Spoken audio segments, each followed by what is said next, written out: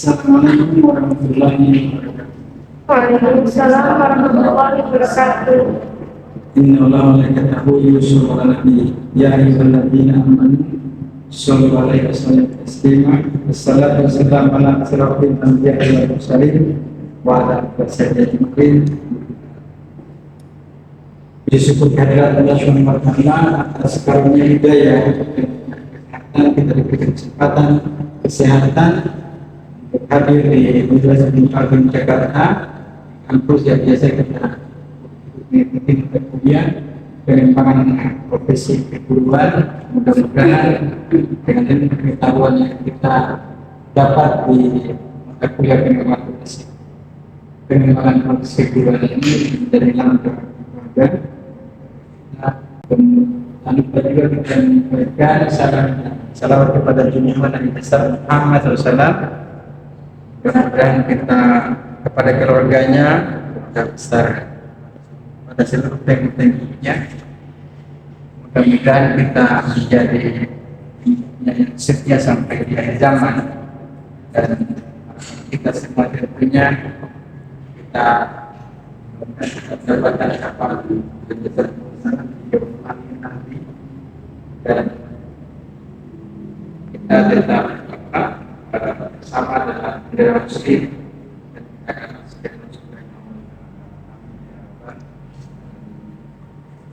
teman-teman dan mahasiswa sekalian yang saya banggakan, kita bertemu lagi di mata kuliah pengembangan profesi keguruan di pertemuan ke-7 hari ini.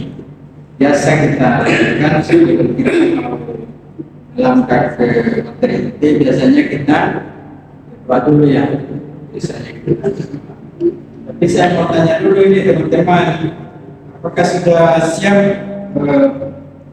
kita belajar mata kuliah pengembangan profesi keguruan? Insya Allah siapa? Senang nggak dengan mata kuliah ini? Senang. Senang ya? Sehat-sehat semua? Alhamdulillah. Oke, baik. Biasanya kita sebelum memulai perkuliahan, kita berdoa dulu, dan biasa yang membacakan doa dari Ustaz siapa? Bima. Silakan dibaca untuk kemuliaannya. Doa pembuka. Kita mulai kuliah kita pada siang ini, yang baiknya kita baik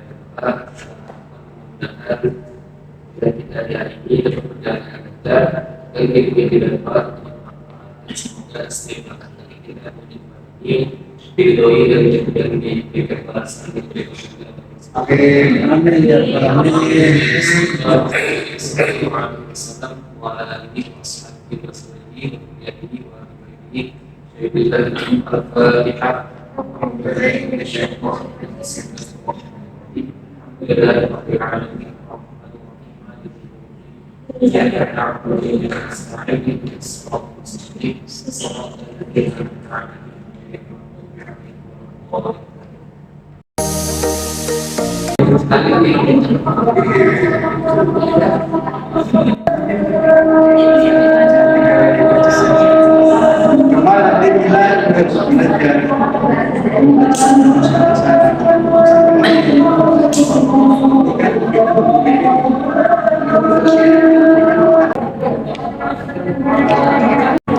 Kalau misalkan belajar online dulu, kalau seorang siswa ini tahu online gitu, misalnya kayak ada aplikasi edukasi gitu, supaya nggak bosan, supaya nggak monoton gitu kan. Jadi ada berbagai cara juga untuk gurunya ini ngasih tugas secara online, tapi bagaimana siswa ini udah bosan ya, itu untuk mendorong kolaborasi juga di antara siswa sama guru. Yes. Keren. Ini datanya dari mana nih?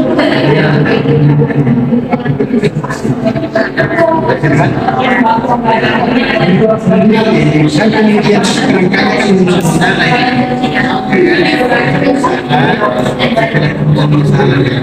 Sekarang kita hipotesis kan.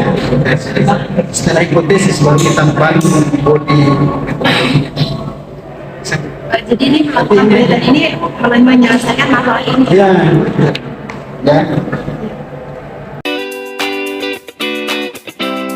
Masuk ke sesi berikutnya, yaitu presentasikan hasil diskusi masing-masing kelompok. Saya panggil dari kelompok Alfa satu maju ke depan untuk menyampaikan hasil diskusi kelompoknya, kolaborasinya. Dipersilakan. Baik, bismillahirrahmanirrahim. Assalamualaikum warahmatullahi wabarakatuh. Waalaikumsalam warahmatullahi wabarakatuh. Alhamdulillah, wassalatu wassalamu ala rasulillah, amma ba'du. Yang kami hormati dan kita muliakan bersama dosen pengampu kita, Bapak Dr. Safiuddin.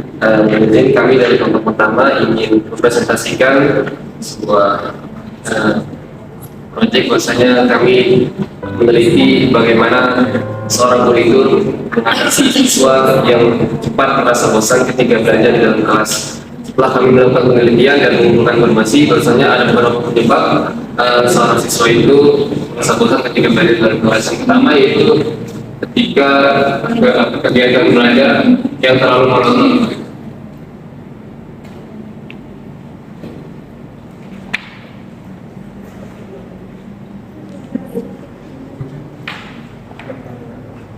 Yang kedua, lingkungan belajar atau lingkungan kelas yang tidak kondusif.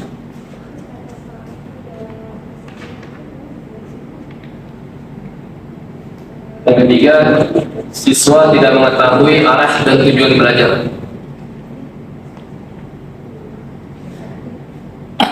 Ini terkait penyebabnya. Kemudian selanjutnya saya persilakan kepada rekan kelompok saya, saudara.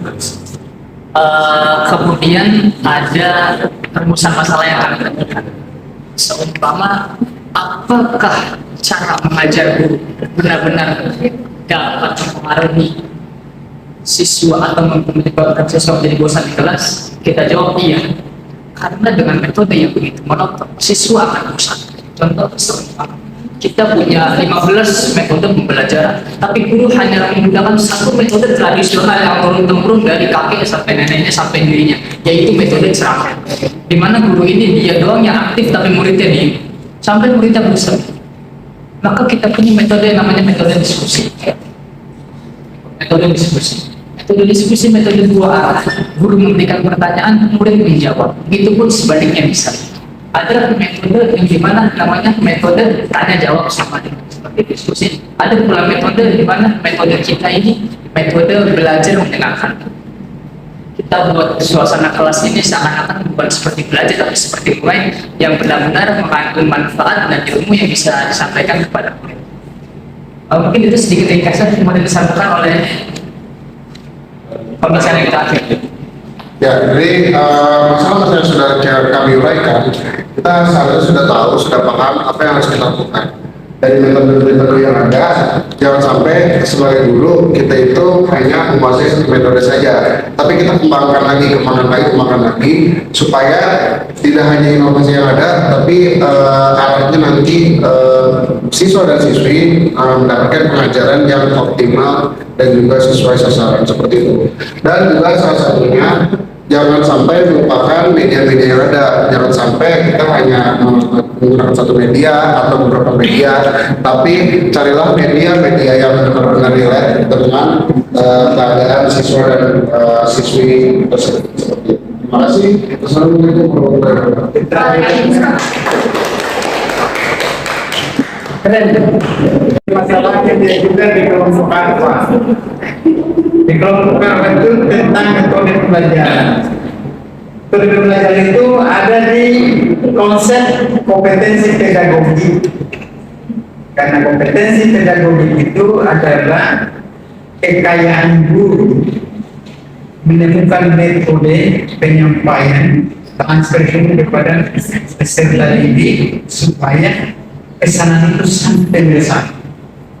Ada di sini kemampuan kompetensi pedagogi.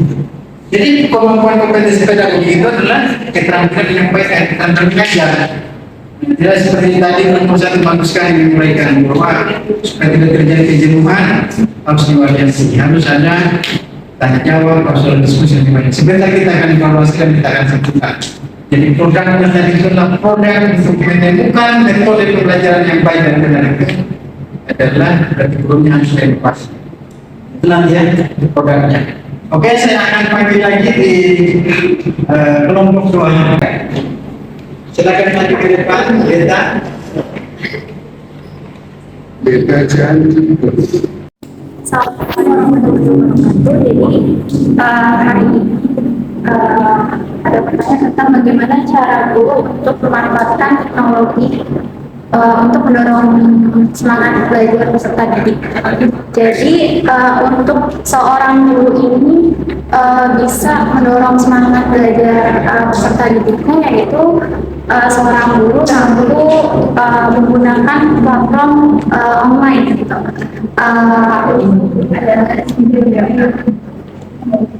Jadi seorang guru itu harus bisa untuk menggunakan platform online. Jadi untuk memberikan suatu materi atau suatu pembelajaran agar siswa itu enggak monoton atau siswa ini terasa bosan terhadap pembelajaran online ini.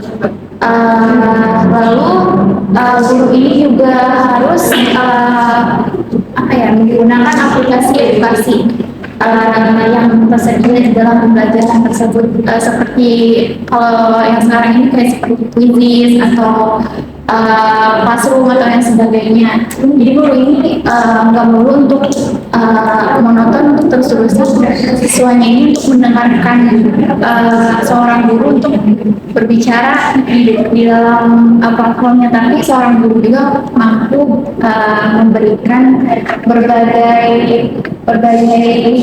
soal atau evaluasi yang dia sampaikan selama yang dia dapatkan.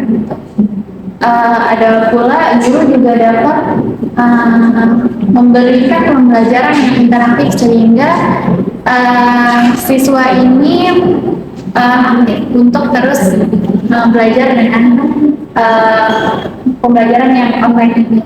Untuk melakukan penelitiannya ini mencari sumber terpercaya dari apa yang guru ini yang akan disampaikan. Guru ini juga harus mempersiapkan metode pembelajarannya itu apa, terus apa yang akan disampaikan di dalam platform tersebut itu harus sudah matang di dalam platform online ini. Mungkin begitu aja akan disimpulkan oleh rekan saya. Baik, terima kasih. Kesimpulan dari materi bagaimana cara guru memanfaatkan teknologi untuk mendorong semangat belajar peserta didik adalah sebagai berikut. Yang pertama, menggunakan media pembelajaran. Kedua, interaksi teknologi. Yang ketiga, pelatihan kebijakan.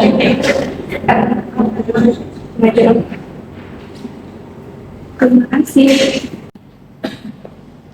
Baik teman-teman, kita lanjutkan dengan kelompok infrared, yaitu kelompok yang ketiga, di mana kita akan memaparkan beberapa permasalahan. Bagaimana sih seorang guru itu dapat memindahkan sifat atau sikap ketauladannya kepada peserta didik, sehingga peserta didik ini membentuk karakter yang baik dan berakhlak mulia. Ada beberapa langkah. Langkah yang pertama itu seorang guru harus mengumpulkan informasi tentang peserta didik tersebut. Yang pertama itu seorang guru itu harus menggali kebutuhan apa yang cocok dengan peserta didik ini. Jadi kita bisa menyesuaikan dengan materi pembelajaran dengan kebutuhan peserta didik. Lalu yang kedua, kita juga harus mengetahui kemampuan yang dimiliki oleh peserta didik. Jadi dengan mengetahui kebutuhan dan kemampuan, kita dapat memberikan materi sesuai dengan kebutuhan dan kemampuan peserta didik. Jadi kita tidak memberikan materi yang melampaui kemampuan dari peserta didik. Jadi ketika seorang guru memberikan materi atau pembelajaran di atas kemampuan peserta didik, otomatis peserta didik akan mengalami boring atau bosan. Jadi mereka itu merasa kok pembelajarannya monoton, sehingga mereka itu tidak memiliki minat dalam mengikuti mata pelajaran tersebut. Lalu langkah yang kedua adalah melakukan penelitian. Penelitian menunjukkan bahwa guru memiliki peran penting dalam memindahkan sifat atau sikap keteladanannya. Jadi sama dengan menggali informasi, guru juga harus memperhatikan kemampuan dan kebutuhan peserta didik. Nah, selain itu juga penelitian lain menunjukkan bahwa guru juga dapat memindahkan sifat dan sikap keteladanannya dengan mengintegrasikan sumber daya online. Yang seperti saat ini kita menggunakan media-media online, tentunya media online yang relevan, di mana guru dapat menggunakan atau memberikan perspektif yang lebih luas dan mendalam kepada peserta didik, sehingga peserta didik dapat memahami konsep yang lebih mendasar. Kita kembali ke informasi, dalam menggali informasi, kita membuat sedikit bagan di mana guru itu dapat mentransfer sikap tauladannya. Jadi ada 2 poin penting yang harus kita pahami.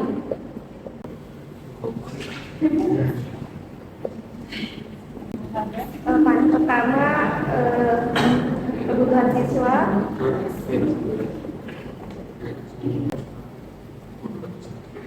Yang kedua, kemampuan siswa. Jadi teman-teman, sebagai calon guru, kita harus memperhatikan 2 poin ini sebelum memberikan materi pembelajaran. Yang pertama itu kebutuhan siswa, yang keduanya itu bagaimana kemampuan siswa. Lanjut ke langkah kedua, yaitu melakukan penelitian.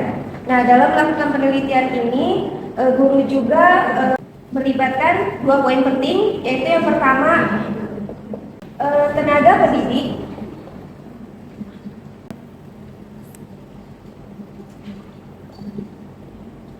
Duanya ahli pendidik guru atau ahli dalam bidang pendidikan tertentu. Jadi kita bisa ambil kesimpulan dari bagan yang kita buat, di mana pendidik ini dalam memindahkan sikap atau sikap keteladanannya, yaitu seorang guru harus memperhatikan 2 poin ini, kebutuhan siswa dan kemampuan siswa. Dan yang kedua, kesimpulan kedua yaitu guru juga harus melibatkan tenaga pendidik lain atau ahli pendidik. Jadi di mana guru ini juga harus memperhatikan beberapa faktor yang sangat penting.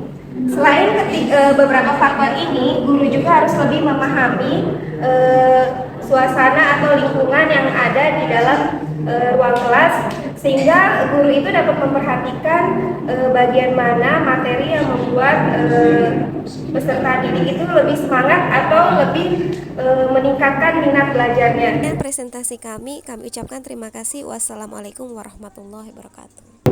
Assalamualaikum warahmatullahi wabarakatuh. Kami dari kelompok Gamma menjawab pertanyaan. Di sini ada pertanyaan tentang permasalahan bagaimana guru mengatasi peserta didik yang terlibat dalam tawaran di masyarakat. Yang pertama yaitu mengumpulkan informasi. Jadi guru itu harus mencari informasi melalui dari orang tua peserta didiknya atau dengan selayaknya.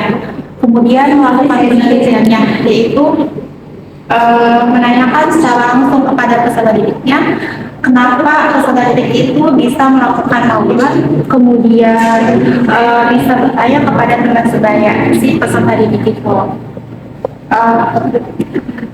Langkah-langkah yang harus diperhatikan oleh seorang guru dalam mengatasi peserta didik yang terlibat dalam tawuran, yaitu guru itu harus melakukan pendekatan yang preventif, yaitu menjelaskan tentang pentingnya toleransi, bekerja sama, atau menyelesaikan konflik dengan secara damai. Kemudian guru itu harus mampu berkomunikasi efektif dengan siswanya, dengan sesama guru, dengan orang tua peserta didiknya juga. Kemudian guru juga harus memberikan pengawasan dan pembinaan kepada peserta didik. Jadi seorang guru itu tidak boleh tidak bersikap tidak peduli kepada peserta didiknya. Jadi kesimpulannya yaitu seorang guru itu harus memperhatikan seluruh peserta didiknya. Kemudian orang tua juga harus membantu mengawasi peserta didik itu saat berada di rumahnya.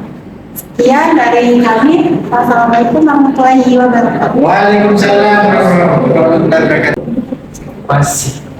Ini tahap terakhir. Jadi tahap evaluasi itu adalah tahap di mana ujung dari setiap kegiatan itu harus dievaluasi. Pertama, bagaimana kita ini aja, bagaimana Dulu ada siswa. siswa kosannya, Iya, Pak. kosan. Terus, oke ya. Terus kedua, kelompok kedua. Ialah permasalahan bagaimana seorang guru dapat memindahkan sifat ketawadanannya kepada Pola kasus. Terus apa lagi kelompok berikutnya? Bagaimana guru meningkatkan teknologi. Terus yang berikut Tahunan nggak? tahunan. Terus yang berikut Tahunan nggak? tahunan.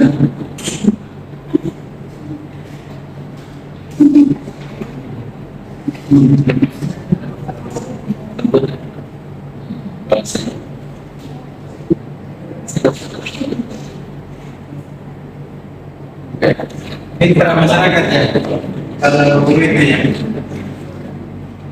Semua itu sudah kita. Jadi ini produknya tadi menemukan metodologi penyampaian yang masuk dalam kompetensi pedagogi.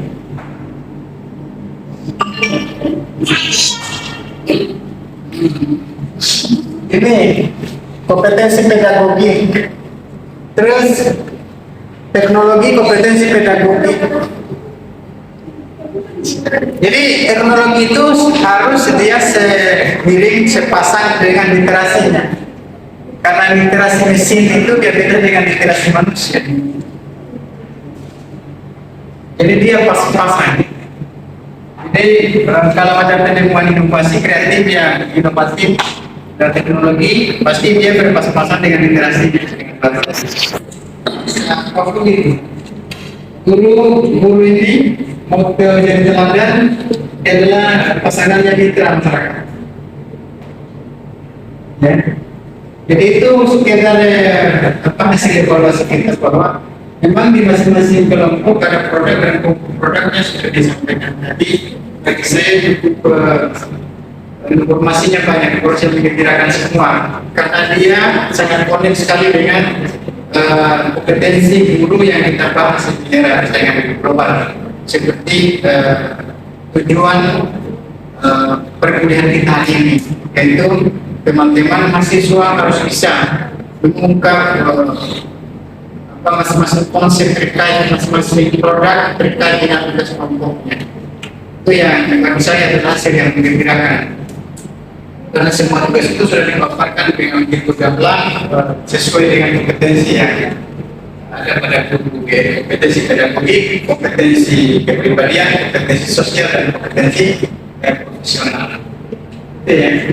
Ada pertanyaan? Sudah cukup, Pak. Sudah cukup. Ya. Sudah cukup. Mari saya akan akhiri perkuliahan ini untuk sementara. Kita akan jumpa lagi minggu depan, kita akan jumpa lagi di pertemuan mata kuliah pengembangan profesi kedua dengan materi yang berbeda dengan tadi ini. Kalau ada kalimat kata-kata saya yang menyinggung bertanda di atas sekalian, menyinggung menyakitkan, ada kata-kata yang kasar, ada kata kasar, tolong saya maafkan, itu bukan pintu sebesar-besarnya untuk saya maafkan.